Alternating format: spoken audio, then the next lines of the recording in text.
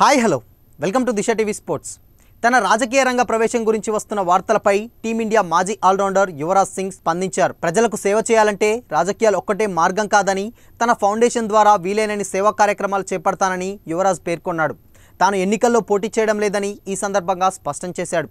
BJP తరపున యువరాజ్ సింగ్ ఎన్నికల బరిలో దిగుతాడని వార్తలు వినిపించాయి.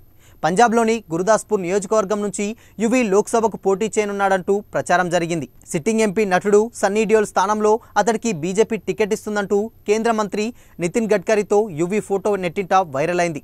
అయితే ఇవన్నీ వట్టి పుకార్లేనని యువరాజ్ కొట్టిపారేశాడు. ఈ మేరకు ఎక్స్ వేదికగా స్పందిస్తూ మీడియాలో వస్తున్న వార్తలు అవాస్తవమంటూ, నేను గురుదాస్పూర్ నుంచి ఎన్నికల్లో పోటీ చేయడం లేదు. కష్టాల్లో ఉన్నవారికి చేతనైనంత సాయం చేయడం, వారికి మద్దతుగా నిలవడం నాకు ఇష్టం. అందుకోసం నా ఫౌండేషన్ ద్వారా సేవా కార్యక్రమాలు నిర్వహిస్తున్నానని, ఈ ప్రయాణాన్ని అలాగే కొనసాగిస్తానని, గొప్ప మార్పు తెచ్చేందుకు నా వంతు ప్రయత్నంలో మీరు భాగం కండి అని యువరాజ్ తన అభిమానులకు పిలుపునిచ్చాడు.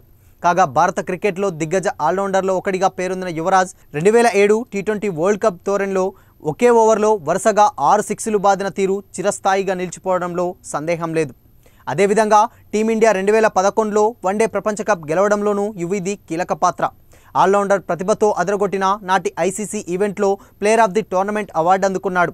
ఈ క్రమంలో క్యాన్సర్ బారిన పడ్డ యువి కోలుకున్న తర్వాత తిరిగి మైదానంలో అడుగుపెట్టి ఎంతోమందికి స్ఫూర్తిగా నిలిచాడు.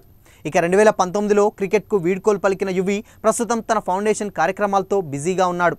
భార్య హాజిల్ కీచ్, కొడుకు ఒరియాన్, కూతురు ఆరాతో కలిసి సమయం గడుపుతున్నాడు.